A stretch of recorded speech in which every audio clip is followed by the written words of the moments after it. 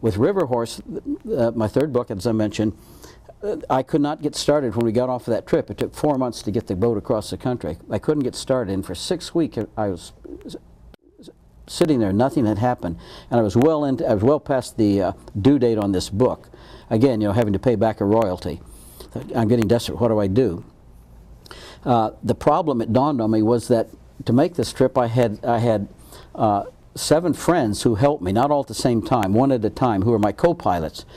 And I realized that if I tell the truth in certain circumstances about what that person said or did, there were 6 men and 1 woman, what that person did, it's not going to reflect well on them. But I have to tell the truth, because if you're writing nonfiction, the reader's got to be able to trust you. So what do? I can't fake it.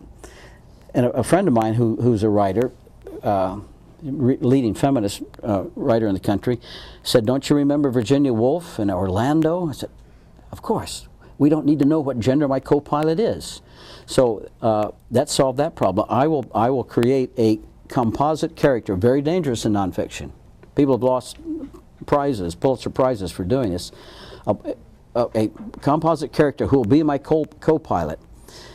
But the reader has to understand what's going on. So the second page of the book is a dedication to co-pilot, whom I call in the book Pilotus. I thought that was fairly obvious, co-pilot, Pilotus. First I spelled it with T-U-S, Pilotus, which is a Latinate ending for masculine ending. And as I say, one of the co-pilots was a woman.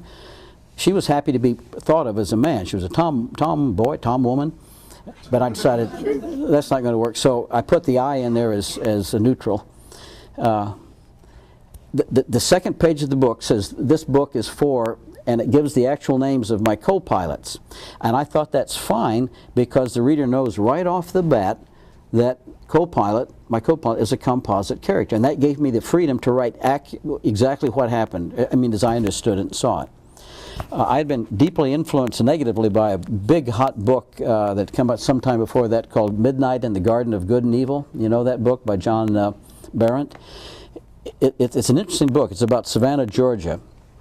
And the reader goes through the book, reading along, fascinating stories, page to page. You get to the end, and there's a paragraph at the end of the book in which John Berendt, the author, says, "Some of these people I made up, and others I've modified."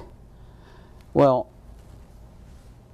I like that paragraph in there, but why is it at the end of the book?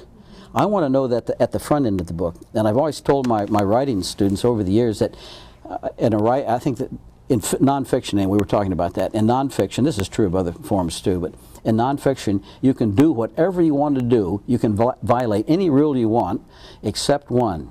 You must never violate the trust that the reader has in your work. The reader must be able to trust you. And I caught a lot of heat some heat from reviewers, because I created that composite character, even though it's up front. This is a composite character, and this is who it is. But it saved, of those 7 people, it saved 5 of the friendships. Even still, I lost 2 of them. They knew who they were. Nobody else knew who they were. I guess the wife or husband knew who they were. But they were angry because the men were especially angry because I showed them moments of fear. I mean, we all were afraid at times. Take a boat across the country, and if you're not afraid, you're superhuman.